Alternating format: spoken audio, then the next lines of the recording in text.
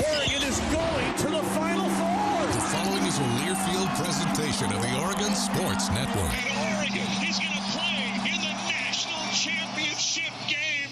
Welcome to Duck Insider. Man, it feels great to be a Duck. Give it to me, baby. My house. I'm taking it there. Their competitors, they'll want to put the O on. Three, got it! We're going to compete to a standard every day. The Oregon standard. Rebound, up and in! 1 point more to go! The opportunity to play, put Oregon on your chest, should mean a great deal to you. Unloads on one into left field, back toward the wall. Gone! This program is staged to compete and to win championships. Oregon wins!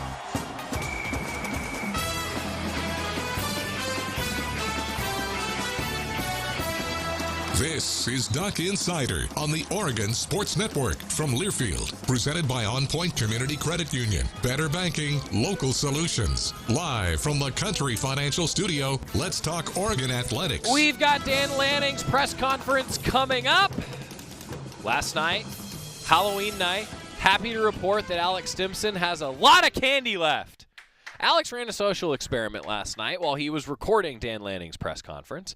And he left out a bowl of candy. Pretty much all of that candy was still left when he got back.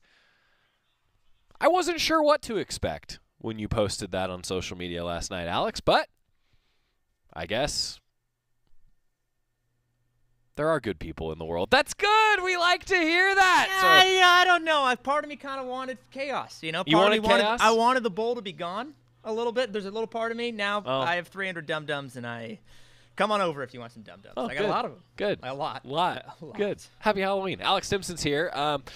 He did, though, record for us last night, Dan Lanning's press conference. We have that for you coming up here in just a little while. Athletic Director Tuesday, Deputy AD Eric Roedl will be with us shortly. Men's and women's basketball open practice this afternoon and evening. We'll tell you more about that. Christian Gonzalez, Steve Stevens, and Triquez Bridges also met with the media today. More on that coming up in just a little while. You'll notice that I've got the hoodie on today, folks. Just released, the Duck Store's got them, honoring the military. The new collection of camo attire for Oregon. There's a couple hats, a shirt, multiple shirts, actually. Richard is decked out, folks. And the beanie is sweet.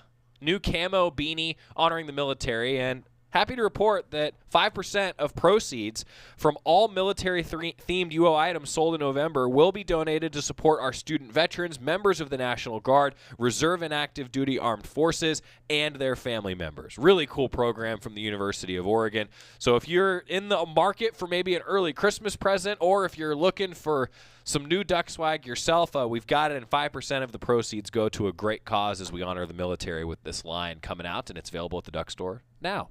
Dan Lanning, Oregon football head coach. Just a reminder, it was Halloween. More on the social experiment that Alex ran coming up. We will be asking Eric Roedl about it. Alex is excited about that. But also have some fun. When you have a press conference on Halloween evening, you expect to have some fun. Shout out to our buddy Hayden Herrera, who is the sports director at KVAL and KMTR, came to the press conference dressed as head coach Dan Lanning. You'll hear that and a whole lot more from the Oregon football head coach, his weekly press conference from last night. Doing great. Happy Halloween. Hope everybody's doing good. Obviously excited to go play another Pac-12 opponent. Second road game, opportunity to clean up, see some good outfits out there. That's awesome. But yeah, it should be fun for our guys to go on the road, go get an opportunity to perform. They had a good day of work today. Excited to build off of that tomorrow. Looks like Seven McGee maybe is not with the team anymore. Is there any comment on that? Yeah, he's no longer with us. Wish him nothing but the best moving forward, but I won't speak on it any more than that. Wanted to get a status update on Chase Cota and Taki Taimani and Stephen Jones for this week. Yeah, to be determined. All those guys are working to get back. Don't know how long some of those will go. So we'll kind of wait and see. Don't want to guess too early.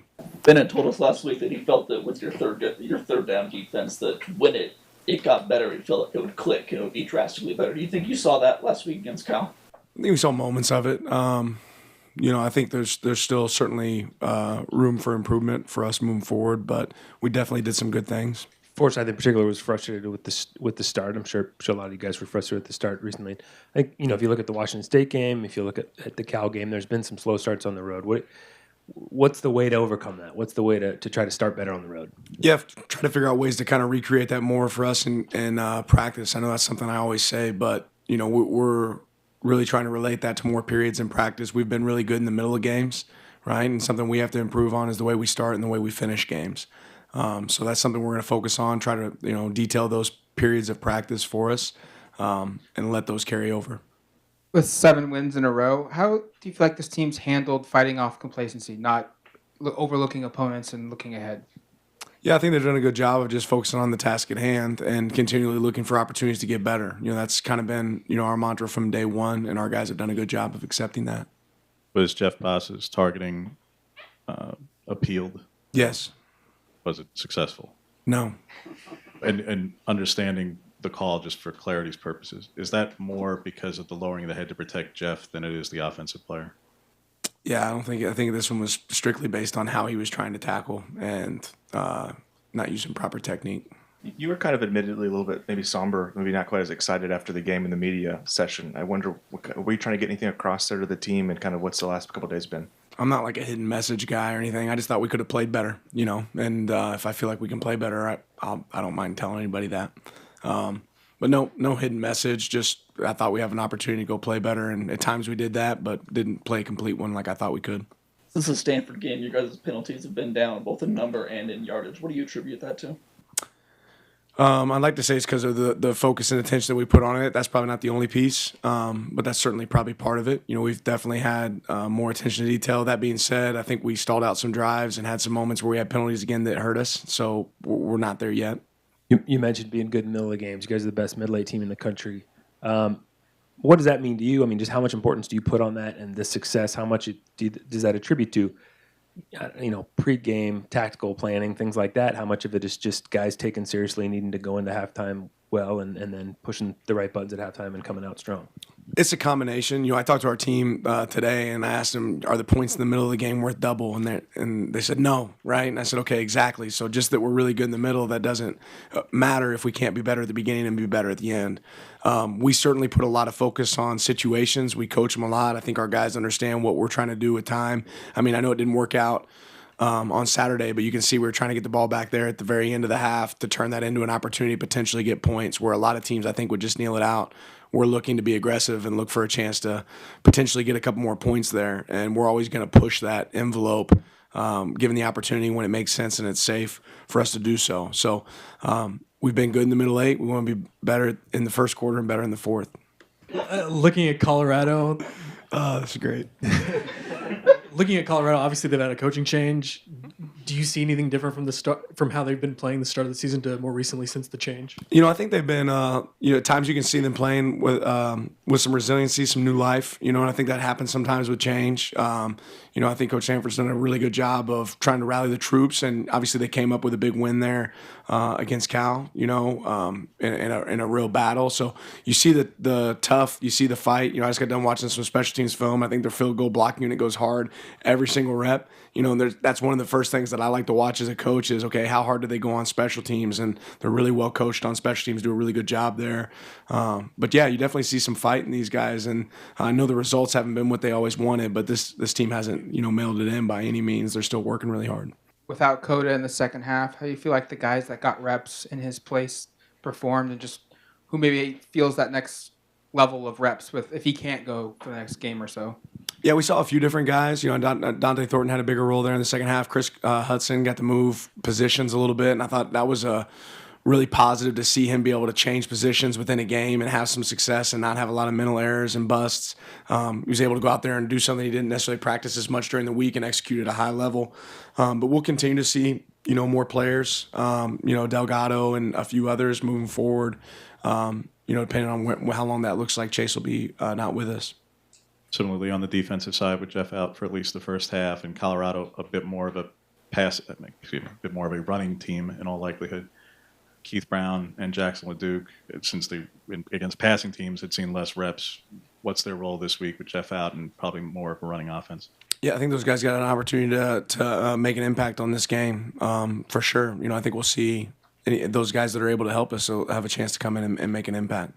It's been a bit of a QB carousel for Colorado at times this year. Just what have you seen from that position group and so far in film, and what have you seen so far from the offense as well? Yeah, I think they're obviously trying to establish an identity in what they want to do and accomplish. You know, they want to set up the run game and to really use the run game to set up some of the shots downfield. They're a team that takes a lot more shots. Down the field, I think they're averaging 6 to 7 shots down the field a game, which is a higher percentage than a lot of the teams that we've played. And when they hit on those, they can have a lot of success. So regardless of who the quarterback's been, that's something that they want to be part of the identity of what they do. You know, whether it's a 7-man, 6-man protection to really throw the ball down the field, I think you see some more of that. And then they have a variety of run game that they use to help set that up. Keanu, I'm just curious on what your takeaways having watched the film. How do you think he filled in? This is a guy who got career high in snaps. Yeah, I think he did some really good things. You know, he's continued to grow as a player. And, when his number was called, he was ready to go out there and play at a high level. He did a great job. I'm looking for him to continue to grow in his role. When you scout Colorado's defense, just what is the things that you're seeing pop up, and what are the tendencies that you're looking to maybe hit on with the team? You know, they're more pressure-oriented at times. You'll see a good amount of zone pressures where they'll bring more than you can actually block, but that also means they're going to be a little bit short at times in coverage as well. They do it. They're aggressive. They'll play more man. They're really solid at corner outside. They play more man than a lot of teams will see on early downs. And they have some big bodies up front, right? There's some real size and girth up there. So it'll be a fun team to attack. Red zone offense was obviously not as successful as you'd hoped for it to be. Your evaluation of it, was it more execution than anything this past week? And if that's the case, how exactly do you go about fixing that when it's either holding on to a ball or setting your feet or whatever the case may be? A combination of things, ultimately more self-inflicted wounds than anything. Things that we can do better is decision making. We made a wrong decision at one point, a couple, play later that leads to an interception, drop ball, right? Also had a penalty, on an early drive that bumped us out of the red area. So just can't really hurt ourselves as we get down there. And we've had some hiccups earlier in the year and did a really good job of attacking those throughout the year later on. I think as we continue to play, we have to continue to improve in those areas. Broad question on special teams and how you think it's impacted, especially the last couple of weeks with the onside kick and the block kick. How has that kind of come together for you guys recently? We always felt like when we got here that we could change the game in special teams in certain areas of the way we played. And I feel like some of that, all that value and all that time that we've put into it, some of it's starting to pay off and looking forward to continue to pay off moving forward. I'm sure a pretty emotional week for Christian Gonzalez going against his former team. It's not something that's that unusual, but it does come up at times. Just particularly off this last week where he had quite a bit of success, had that block on the field goal, just what you've seen from him and how you hope he approaches this week. It's not how I hope, it's how I know. I love Christian being part of our team. He's been, you don't know when you bring a guy in that's been somewhere else what they're going to be like. And we've been really fortunate to be able to bring great players in that have been of other organizations. But what makes Christian special is he has phenomenal character, right? And I know he wants to go perform well at a high level. To think that he doesn't acknowledge where he's going to play this week, I'm sure he's aware, a heightened awareness of that. But that doesn't change the way he prepares. That doesn't change the way he works during the week. As you continue to win, you continue to get more and more attention. Obviously, in the playoff rankings come out tomorrow. Will you watch? How are you going to address that with your team, if at all? How do you deal with that added voice amongst all the chatter? Control what you can control. I'm not going to spend any time worrying about that. When you look at this road trip, I don't think anyone on this team's been there besides Gonzalez. Just how do you fight the elevation? How do you fight the attitude of a team trying to make a big upset? There's nothing really for them to lose in this type of a game. Yeah, you just go out there and you try to play to the best of your ability. And right, we still, I think our team knows that we still have better football to play, and that's the approach, right? And you always like going on the road to prove you can do it. It's a lot easier to do at home. To be able to go somewhere else and perform at a high level, it takes a lot of focus and attention to detail. It seemed like Steve Stevens was in position for a lot of plays this past week. I know in the box score is just a couple, but it looked like obviously he broke up the one touchdown pass there. What did you think of how he did this past weekend? I think he had some shining moments. I think he had some that he'd love to have back. But overall, Steve's played really consistent for us throughout the year. I think there's a couple guys that have done a good job there. BA had a second interception there in the back end. And has done a good job back there for us as well. Jamal's done a good job back there for us as well at times. So I think every one of those guys have moments of, where they've been pleased and then some opportunities for growth. Big picture, overarchingly, how do you define success in a game like this? Because if players pay attention to standings or statistics or all sorts of things, they'll be a lot of chatter about Colorado's relative standing and struggles this season. How do you define success on this weekend? Win. What makes Andrew Boyle a good candidate to handle punts and also kickoffs? I think it's something we'll continue to assess. Obviously, we've shuffled around a lot at the punt position, trying to find some consistency there, and I think we'll continue to probably do that. Andrew's done a good job with a lot of things that we put on his plate.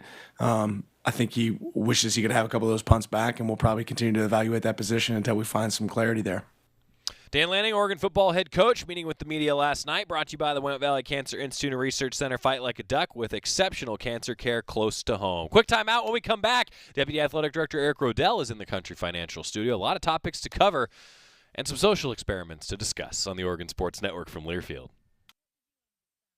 Dear gas prices, Toyota is the #1 retail brand for electrified vehicles for 22 years. That says it all. Toyota hybrids. Find yours at toyota.com. Toyota, let's go places. Based on manufacturer estimate CY 2000 through 2021 sales. Hey Duck fans, we're all about protecting our home turf here in Eugene. You should do the same for your home with Country Financial Insurance. Most home insurance doesn't account for inflation, but with Country Financial, yours can. If something happens to your home, make sure you can rebuild the same house in the same place. Call a local representative or 866-COUNTRY and get a solid defense for your home. Home insurance policies issued by Country Mutual Insurance Company, Country Casualty Insurance Company, or Country Preferred Insurance Company, Bloomington, Illinois. Property must meet age and condition requirements, which vary by state. Dear gas prices, Toyota is the #1 retail brand for electrified vehicles for 22 years. That says it all. Toyota hybrids. Find yours at toyota.com. Toyota, let's go places. Based on manufacturer estimate CY 2000 through 2021 sales. Don't go anywhere. Duck Insider continues after these messages on the Oregon Sports Network from Learfield. Unused prescription opioid pain medicines can spell trouble. They can spell risk if taken by someone they weren't prescribed for, harm if accidentally taken by a child or pet, or overdose if they're not used as directed. Safely dispose of opioids before they can hurt your family. Find a drug take-back option such as medicine drop boxes. You may find these in your community at local pharmacies or police stations. Visit www.fda.gov/drug disposal. Are you thinking about buying medicine online? A search for online pharmacies yields more than 20 million results. But which ones can you trust? Medicines bought from unlicensed online pharmacies can be dangerous. You may get a fake drug, your condition may get worse, or you may experience a bad reaction. Don't put your health at risk. To learn how to find an online pharmacy that's safe and legal, visit fda.gov/BeSafeRx. A message from the U.S. Food and Drug Administration.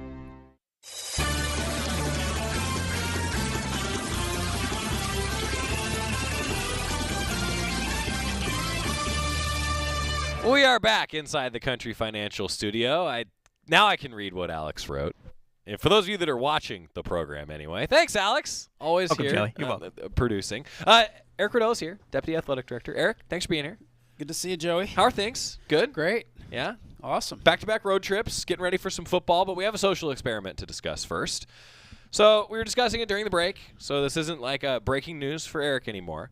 So Alex last night was working, as he does every Monday, putting together the Coach Lanning press conference that you just saw. So it's Halloween, and Alex said, well, let's put out a bowl of candy, and, don't take all of it. Don't take the bowl, because that wouldn't be very nice. Alex probably put out a very nice bowl for his candy. It's true, I did. Thank you. Was it like a cauldron? What kind of bowl was this? It wasn't a cauldron. Would have liked to say that it was, but just a typical bowl, one that I wouldn't have been heartbroken departing with. All right, so it was like a popcorn bowl. Correct. That's okay, all right. So the question then, how much candy do you think would be gone? Would it be like all of it in the bowl, all the candy, or would it be like somewhere in the middle or none? What do you think, Eric? Well, based on our own experience in our neighborhood, and it's, got some pretty good traffic. Most Halloweens we put that bowl out, we disappear with our own kids, go do some trick-or-treating with friends. We come back, gone. Yeah. But last night, similar to Alex, we put a bowl out, actually put a please take one sign, and came back, and it was still at least half full. Okay. So I'm chalking that up to the weather. I think there wasn't as much activity last night. So this was a bad night for a social experiment, at least this particular social experiment. Okay. I've been asking for a lot of fatherly advice on the show, as you've experienced. What's the rule with trick-or-treating when you have kids? So have you always done the put a bowl out, please take one, so that you're out with your own family? Yes. Okay, so that's like the common thing to do. Some people might split it up if they enjoy, taking those trick-or-treaters at the house and handing out candy, but we've always just put a bowl out. Yeah, we also were discussing during the break that one of the best social experiments ever, and we might have to do this, is if you have one of like the video doorbells, we should just live stream that and see what happens when you're gone on Halloween. Well, especially if you put the bowl out, you're going to see, how they approach that bowl. Are they taking a handful? Are they dumping the bowl? Right. Or are they taking one? Or are they thinking about it? Right? I feel like you'd get a lot of people that would walk up and ponder and then think about it and be like, what do I do here? And then take just one or take all of them. Alex would take just one. It depends on the candy assortment, to be honest with you. I'd like to say that I'd only take one, but in reality, Joey, I might take Would one. you take just one? Yeah, but I'm not a huge – maybe at that age, no. I'd go for a handful. I'm actually – I admit I'm not the biggest Halloween guy. Sorry, everybody. I famously dress up as Jerry Allen every year.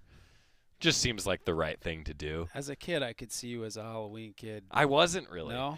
I will say, my mom made some of the best costumes I've ever seen, but I just was never like really into Halloween. I don't have the biggest sweet tooth. I don't have a lot of dessert. I don't know. What was your favorite costume that your mom made?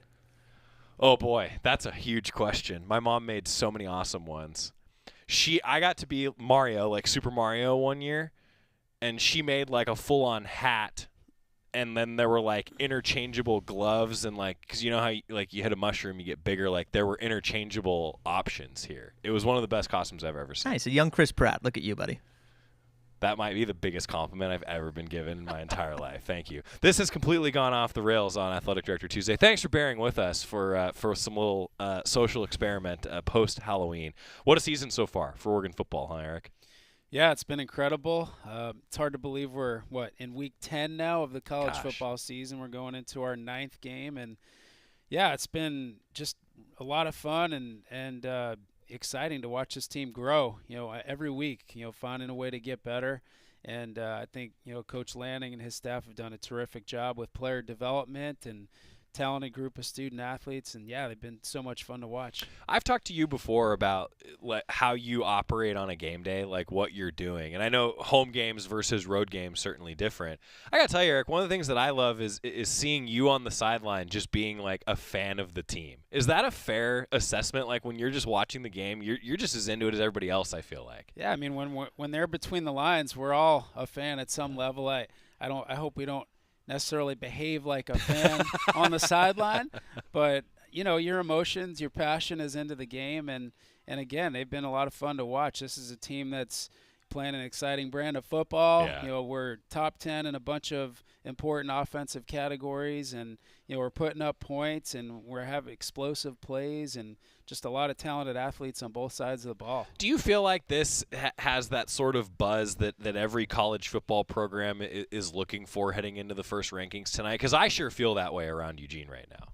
Yeah, you want to be relevant. You want to be in the mix. We also have 4 weeks left. Yeah. But the first rankings, the first couple weeks of rankings give you a good sense of, what types of things the committee might be looking at, what types of things that they might be emphasizing in terms of how they evaluate, what's happened in different matchups and, strengths of different conferences and those sorts of things. So, yeah, we'll see how it shakes out tonight, but still got 4 big games left. You're going to be watching like everybody else then tonight, I take it.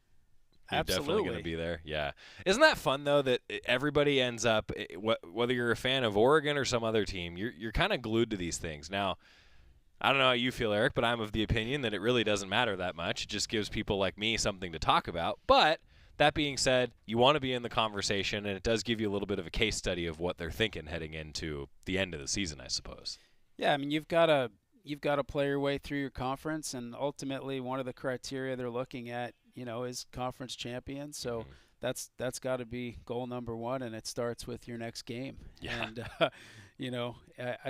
but again, it just feeds to the excitement of coming down the home stretch of the football season, and you always want to be part of that conversation. Talking about the home stretch, I have never done a football game at Colorado. Been to Colorado a lot for basketball, but this will be the last box to check for venues for football for me, actually. You've been to Colorado for football at least once, right? Yeah, I think 2 or maybe 3 times. Yeah. So what should I know? I mean, this is my last venue. Do you have a scouting report for me on Folsom Field? Don't get into Ralphie's way. That's a good. good starting point. Good stay out of his path.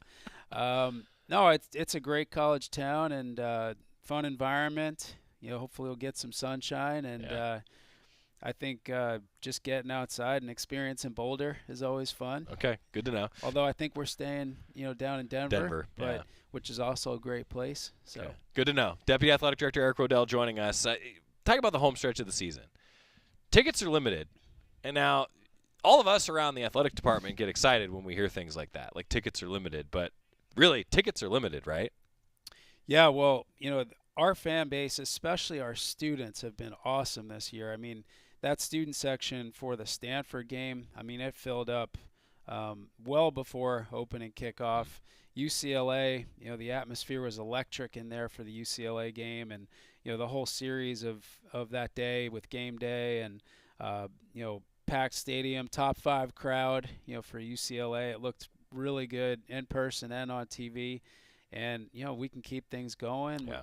We've got 2 opponents coming into Autzen with Washington and Utah. Washington could be a top 25 team when we play them, and our team has so much on the line. Our student athletes have competed so well, so we want to replicate that UCLA environment. We do. We've got some tickets left. They're moving fast, but we challenge our whole community ourselves to bring that energy, the same thing that we brought for that UCLA game, and fill up Autzen and give our team the best competitive advantage they can have. That was a fun UCLA game, wasn't it? Absolutely. That's what it's all about. Yeah. And you bring your community together, and to have the team, perform the way they did, to compete the way they did, you kind of bring it all together, and then to play that way it's what you're looking for. Yeah. Deputy Athletic Director Eric Rodell with us. Got to get a timeout. We're going to come back, continue to talk a little bit of football. Men's and basketball season fast approaching, some tennis check-ins, baseball as well, and then anything else that we missed. So stick with us. Duck Insider continues on the Oregon Sports Network from Learfield. At Shadow Hills Country Club, our all-inclusive event pricing allows us to take care of all of the details while you enjoy your event. Our wedding garden, expansive grounds, ballroom, and meeting rooms can accommodate any size event and come complete with full catering and service staff. From weddings to business and social events, Shadow Hills offers the benefits of a resort atmosphere and the peace of a country setting just minutes from downtown Eugene. For more details, call us today or go to shadowhillsevents.com. From the weight room to the classroom, on the field and off it, On Point proudly supports University of Oregon athletics because student athletes do so much more than bring us pride on game day. They bring our entire community together in Eugene and all across Oregon. So whether you're watching the game in the stadium, at home, or at your favorite local business, their success makes all of us stronger. On Point Community Credit Union, onpointcu.com. Federally insured by NCUA, Equal Housing Opportunity. Duck Insider continues after this timeout on the Oregon Sports Network from Learfield. We all want our kids to grow up safe and healthy, so we show them how. With honest conversations that let them know what we expect. That's especially important when it comes to alcohol and other drugs. And when it comes to pain medications, opioids, they need to know that they should never be shared with friends or family. For more information about talking with your kids about underage use of alcohol and other drugs, visit underagedrinking.samhsa.gov. We all make choices about alcohol. Kids make choices whether to drink or not. Bye, Dad. Remember, I'm going to Alex's party tonight and sleeping over. Hey, remind me about that party again? And adults make choices whether to talk about it. That's true of parents and every other trusted adult in a kid's life. Kids want to know our expectations, and they want honest answers in everyday conversations. So talk with your kids and help lead them on a positive path, because when you talk, they hear you. Learn more at underagedrinking.samhsa.gov.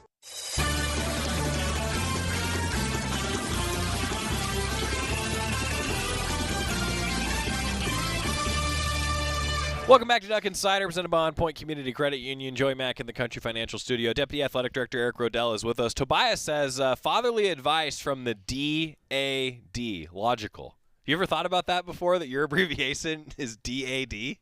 No. Yeah, there you go. But now I did. So, Tobias, thank you for that. I didn't even think about that until just now. So I think we found out what your next business card abbreviation should say.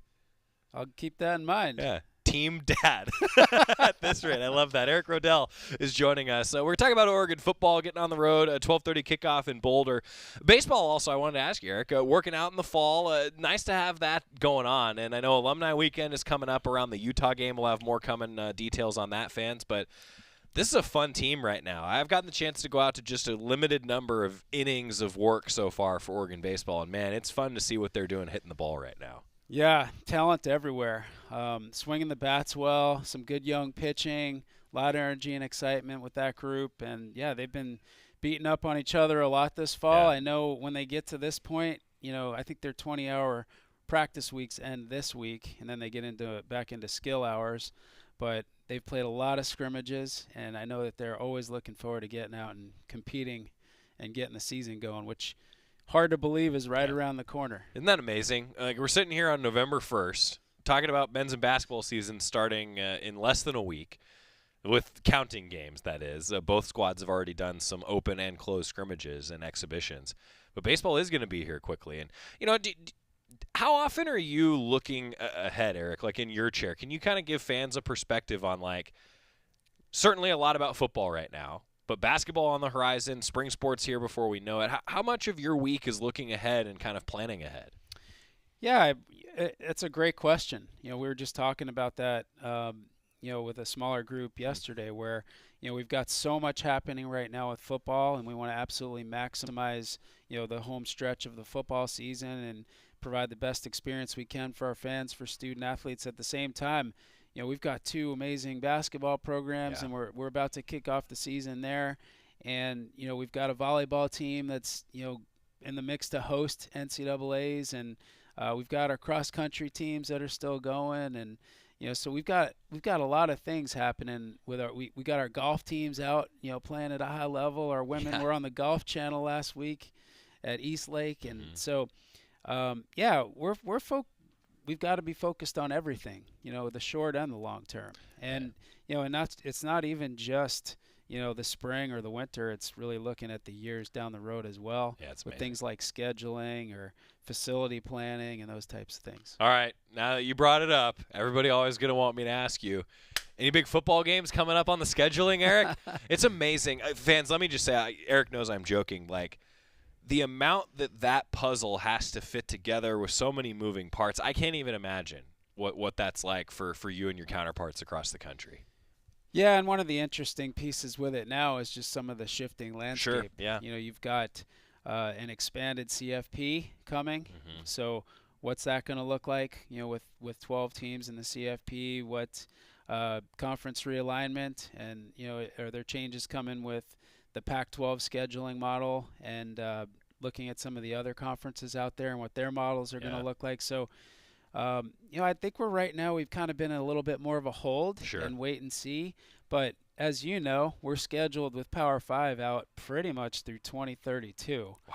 So we've got – That's a long time. Yeah, so we've got a couple little openings here and there but we don't have a whole lot to even really deal with between now and 2030. My son will be 10 years old at that point. That puts it in perspective. There you go. How far out that is. Okay, well, never mind. We're not going to ask you about football scheduling again All for a while. that said, though, there's conversations about filling some of those gaps in the 30s as well. But amazing. At this point, you're really kind of measured with what you do because you just want to wait and see what that landscape's going to look like. Men's and women's basketball season coming up. A doubleheader to kick things off at Matthew Knight Arena on Monday. So a 3 o'clock start for the women and a 7 o'clock start for the men. Come out, see both teams at Matthew Knight Arena open up the season. A lot of excitement around both of these programs heading into the year. Yeah, open practice tonight. Mm-hmm. So, we encourage anybody who can get down to Matthew Knight tonight. The men are open practice starting at 5 o'clock. I think the doors open at 4:30. That's right. And then the women are going to have an opportunity to practice at 6. So come out, see the teams practice, meet the teams a little bit, just get a little taste of it. And then, we've got the doubleheader next Monday night on the 7th. We've got Florida A&M, so we got Robert McCullum coming back to town. And have you talked about that whole Pac-12 Southwest Athletic Conference? Yeah, what a great series. We've got 6 men's, 6 women's games this year, and just providing a great educational opportunity for our student athletes and really, just bringing people together to promote social justice and fight racism and just a really cool collaboration. Yeah, it's awesome. There's more about it, the Pac-12 and the SWAC aligning for not just the games but some educational initiatives, I guess is the best way to put it. Damon Merkerson and I talked about this a little bit, and we're going to continue to talk about it. And remember the women, because I know a lot of people are asking, like, well, we know the men's playing Florida A&M, but what about the women? Well, the women are going to Southern University, so that's part of the whole connection here. Going to Baton Rouge. That's right. But not to play LSU. That's right. Yeah. Interesting. Yeah, so it is a really cool thing, and we're going to talk more about it coming up on Monday. And I want to bring up with you, Eric, the PK85 as well, because I know there's always such a focus. Coach Altman talks about this. Hey, getting up to Portland is something that the men's basketball team and the women's basketball team both love to do. A lot of Portland fans are asked to make the trek down to Eugene for some Thursday, Friday, Saturday, Sundays throughout the year. Going up and playing in a big-time tournament, and you get to do it in front of the Portland crowd. That's pretty cool. Yeah, those are great opportunities for our fans and for our student athletes to get up to Portland, play in the Moda Center. Actually, they're playing it across 3 different facilities, the PKI, and loaded field. We've got some great teams coming in, and I think the ESPN must like seeing us play Connecticut because we played Connecticut, I believe, to kick off the PK80 as well. So Thanksgiving, I think it's 5 o'clock, 5:30. Yep. So, great opportunity for our team to get up there to Portland and have some fun, play 3 high-level games, and try to win that tournament. And I appreciate that the women are part of that tournament too, and they're not overlapping, at least early on in the tournament field for both the Ducks teams, which is nice. It's a chance for both programs to get up there. Both are high-level fields. The women will have 2 games. The men will have 3. Yeah, I love it. Men's basketball, women's basketball season fast approaching. All right, before I let you go, you're also overseeing men's tennis. One other thing. Fire. We have Houston coming in. I know. So November 20th, a Sunday, I think it's 6 o'clock? 6:30, I think. So, Joey, what's Houston ranked preseason? Depends on which poll, but this is a top 5 team. Number 3, right? Yeah. So great opportunity to come out and see Oregon play a top 5 team. And I know a lot of people are focused on football this time of year, but we want to pack Matthew Knight Arena for that game and really get behind the team and bring some juice. 6:30, it's going to be on ESPN, and of course a 6 o'clock pregame show on the Oregon Sports Network as well. So 6:30 coming up on the 20th. Those are the big marquee matchups that you like in the non-conference league. I don't know how you feel about this, Eric. Jordan Brenner and I have actually talked about this quite a bit.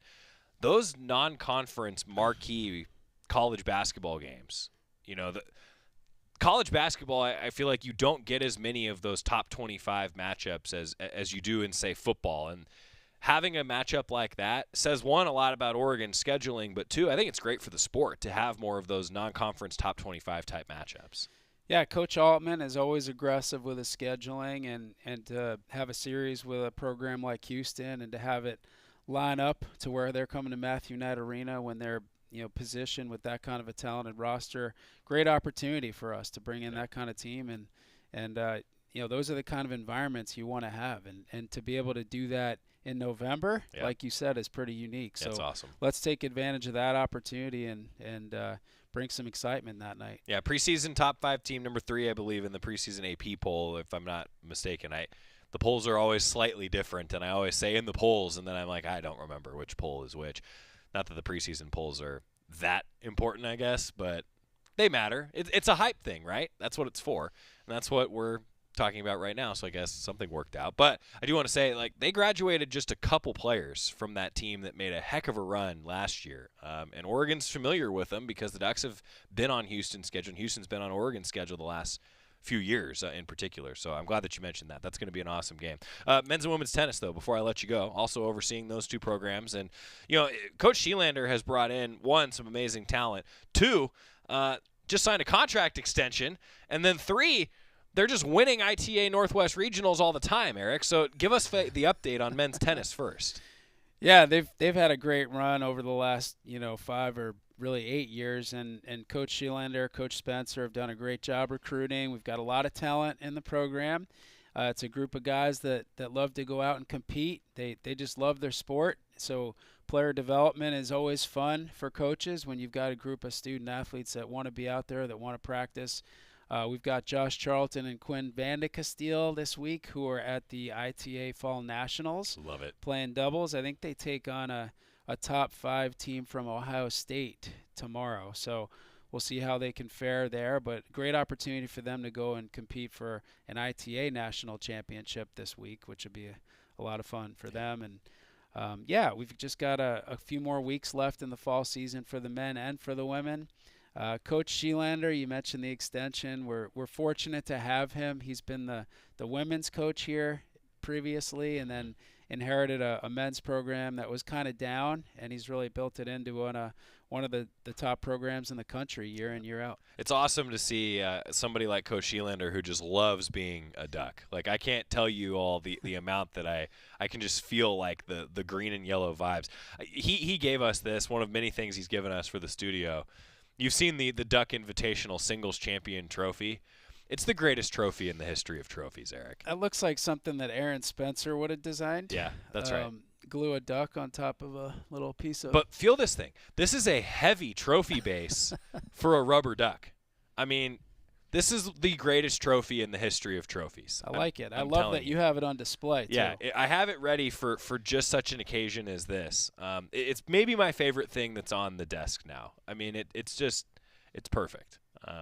In any case, the men's team, though, a lot of success and a lot of excitement heading into the spring season, I think. There's no doubt about that. Yeah, absolutely. They're deep. They've got 8 or 9 guys who could probably start in their top 6. So as a coach, you always want a situation like that where every day it's a war at practice and everybody's battling for position. Yeah. Women's tennis also. Let's check in with them.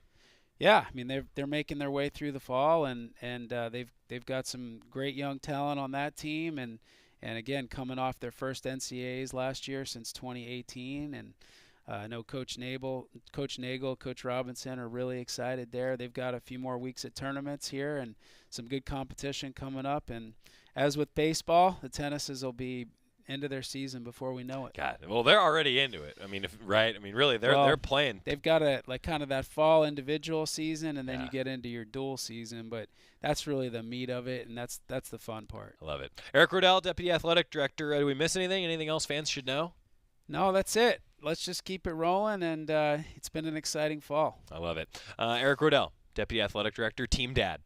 Thanks for the time. Appreciate that, Joey. All right, we're going to get a timeout. A few more details on the Oregon men's basketball and women's basketball practice. Also, Christian Gonzalez, Steve Stevens, Triquez Bridges, they talked with the media today. More coming up as we head toward that 12:30 kickoff in Colorado. Keep it here on the Oregon Sports Network from Learfield. Dear gas prices, Toyota is the #1 retail brand for electrified vehicles for 22 years.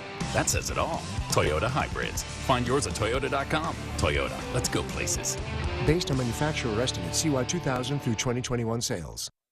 From the weight room to the classroom, on the field and off it, On Point proudly supports University of Oregon athletics because student athletes do so much more than bring us pride on game day. They bring our entire community together in Eugene and all across Oregon. So whether you're watching the game in the stadium, at home, or at your favorite local business, their success makes all of us stronger. On Point Community Credit Union, onpointcu.com. Federally insured by NCUA, Equal Housing Opportunity. Dear gas prices, Toyota is the #1 retail brand for electrified vehicles for 22 years. That says it all. Toyota hybrids. Find yours at Toyota.com. Toyota, let's go places.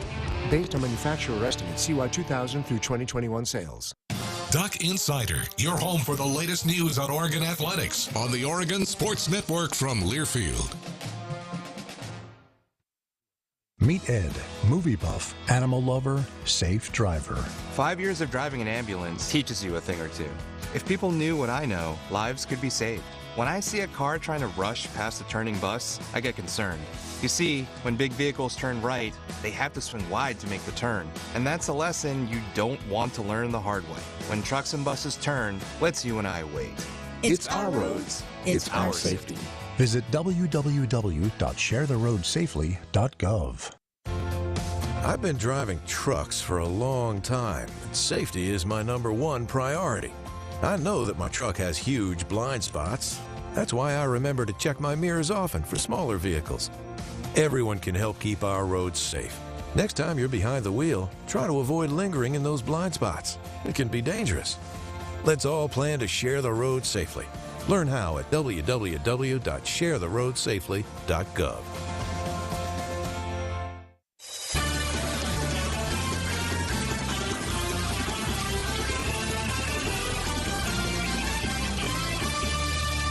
Back inside the Country Financial Studio, it's Duck Insider, presented by On Point Community Credit Union. I'm Joey Mack. Thanks again to Deputy Athletic Director Eric Roedl for joining us. Owen Averett, the co-leader at the Cal Poly Invite right now, number 24 Oregon men's golf, tied for 4th. They're continuing today. More details on the Oregon golf social media channels. And how about Ashley Park firing a 3-under-70 to lead the Ducks women's golf team to 6th place after round 1 at the Pac-12 preview. More coming up from Oregon women's golf today as well. Told you yesterday about a trio of Ducks receiving Pac-12 awards: Bo Nix, Malasala Amuve-Laulu, and DJ Johnson. Man, Big Sala just continues to impress since he's been playing multiple different positions along the offensive line for the Ducks all season long, and really all of his career, and man, he's been impressive. Fans can come get an up-close look at the 22-23 basketball squads today, starting at 5 p.m., joint event for the men's and the women's programs. Doors will open at Matthew Knight Arena at 4:30, men's portion beginning at 5, and will run until approximately 5:45, after which there will be a little Q&A session before the women's practice begins at 6 p.m. So fans get a chance to see the teams in action, working out, but also a chance to talk with them, get to know them a little bit. My understanding is they're going to have a microphone for the student athletes. They'll get to know them a little bit, tell you all where they're from, why they chose Oregon, those sorts of things, a chance to get to know them. And the north entrance of Matthew Knight Arena will be open for students and fans to enter. Events free to the public. A clear bag policy will be enforced. There's more details on that on GoDucks.com. Concessions will be available, and the University of Oregon parking hours will be enforced. Parking is $2 per hour, and there is garage parking available at Matthew Knight Arena if you're curious. More details are at GoDucks.com. Open practice doors open at Matthew Knight Arena at 4:30 for the men and the women today. Also today, Christian Gonzalez after practice, of course, the former Colorado Buffalo himself. He met with the media after practice just a little while ago, if you're live with us in the 1 o'clock hour, previewing his trip back to face his former team in the Buffs. What does this week mean to you? It's a normal week, just preparing like it's every other game, Obviously, I'm going back to where I came from, but it's the same thing I've done week in, week out. Not looking at it any different. Just getting film study, getting what we got to do done as a team, and just excited to go play another opponent. What is it like to study a quarterback who you were going up against in practice a good amount though last year? Yeah, kind of like see how he goes and see how he's progressed, and as a defense, we've all been picking up his mannerisms, and we're just all excited to go have another opportunity to play the game. We've seen from their receivers, particularly the freshman Tyson, number 4. I don't think. Did you happen to know him at all during recruitment and stuff? He was visiting or anything like that? Yeah, no, I know him. He's from Allen, so grew up around the same area. But they have a good receiver group. Like every week, like I say, they have playmakers, and they're gonna get the ball to who they want to get it to, and as a defense, we got to look at that and know who to stop. Will you allow yourself to get sentimental at all this week when you're in Boulder, a place you spent so much time? Nah, it's just football. It's just going and doing what I do week in, week out since I was a little kid. Have you guys done anything this week to try and prepare for the change in altitude? And you obviously know how that can affect you when playing. So do you have any advice for the guys that aren't used to it? It's just I just been telling them just don't really think about it. The more you think about it, the more you'll feel it. But just go in and with the same mindset you do every week, and you'll be all right. It's you have to adapt to it, but it's not super challenging. How unrealistic are your own expectations of yourself? Because especially like on telecast, broadcasters, like people know you're the top corner, people know you're a guy who's really hard to beat. So you're going to get beat, though, as part of playing the position. Right. It's going to happen. Yeah. So when a play happens, how do you actually handle that and cope with that? Because it's impossible to literally hold people to zero catches. You know, that's the nature of this position. You know, you got to be able to move on when you get beat and move on when you make a good play. You can't harp on the little things. It's a next play mentality. So once you, like I said, once you make a play, forget about it. Once you give up a play, forget about it. You know, if you harp on those, it will just continue to hold you down, and you won't be able to play as fast as you want to play. Is that a hard mindset to develop, or did it come naturally for you? For sure, yeah. It's always hard, especially playing in high school where you can kind of avoid, but once you get to college, it's like everybody's out there. And you know, one of my former teammates, Mekhi Blackman, who's at USC now, he was somebody really big that helped me with that, because he understood the position, and he took me under his wing, and he just really installed that in me, and now I have that, and I'm trying to help just teach all the younger corners here, and it's been a blessing being able to do that. It's been like learning the on-field relationship and dynamic you have, like a guy like Steve, where you're both on the boundary side a good bit. Just what's that dynamic between the two of you, and how do you develop that over the course of the last 8 to 10 months? Yeah, you know, it's been great.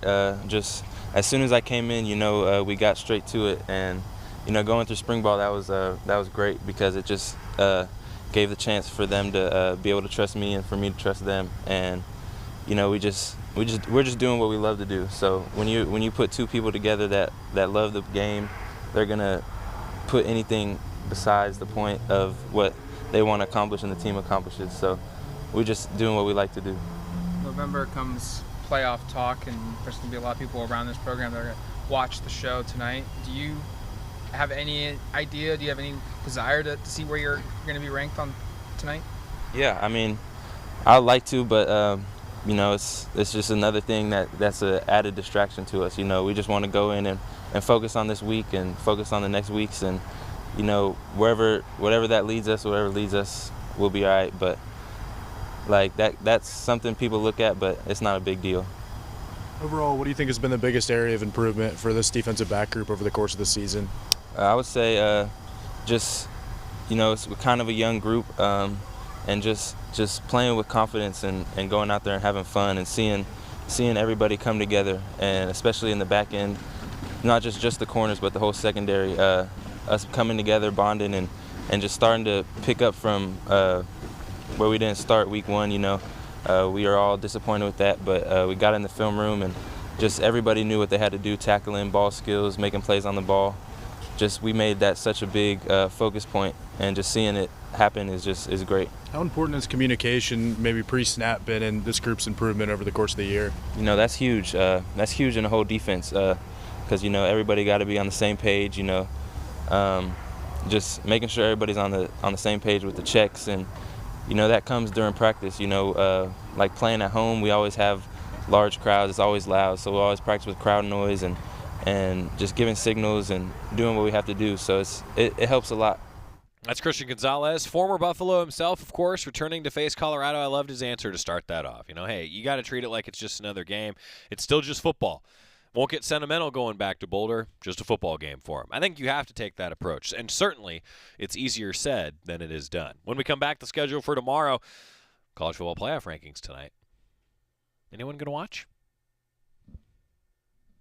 Back after this on the Oregon Sports Network from Learfield.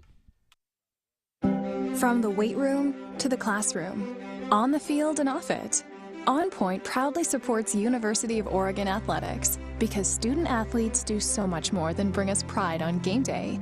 They bring our entire community together in Eugene and all across Oregon. So whether you're watching the game in the stadium, at home, or at your favorite local business, their success makes all of us stronger. On Point Community Credit Union, onpointcu.com. Federally insured by NCUA, Equal Housing Opportunity. At Shadow Hills Country Club, our all-inclusive event pricing allows us to take care of all of the details while you enjoy your event. Our wedding garden, expansive grounds, ballroom, and meeting rooms can accommodate any size event and come complete with full catering and service staff. From weddings to business and social events, Shadow Hills offers the benefits of a resort atmosphere and the peace of a country setting just minutes from downtown Eugene. For more details, call us today or go to shadowhillsevents.com. This is Duck Insider. Duck Insider on the Oregon Sports Network from Learfield. I found hope in the midst of an overwhelming situation. Alcoholism is a disease that can affect any family. Everyone suffers, but there is help and hope at Al-Anon Family Groups. Al-Anon gave me my life back. I'm a better father and husband. Are you in an overwhelming situation because of someone else's drinking? Al-Anon and Alateen can help. Local and virtual meetings are available. Maybe one could work for you. Call 1-866-200-0033 or visit alanon.org/hope.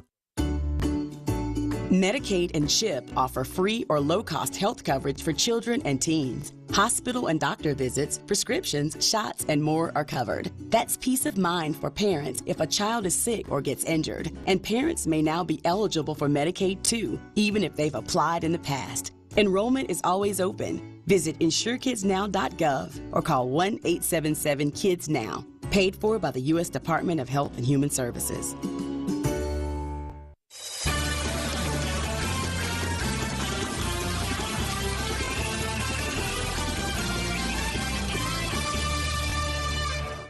Alex will be watching.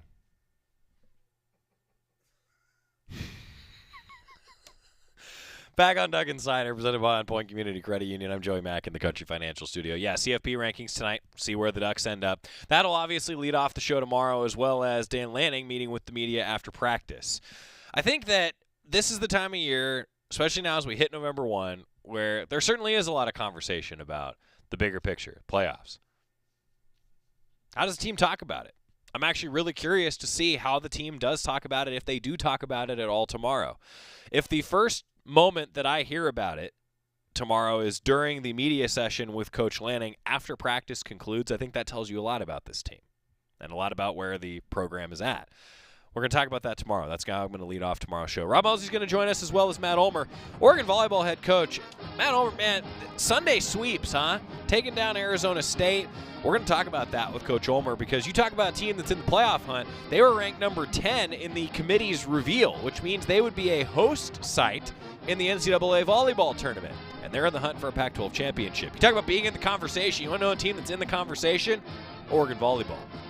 Going to hear from them tomorrow. What else? Anything? I don't think so. See you tomorrow, everybody.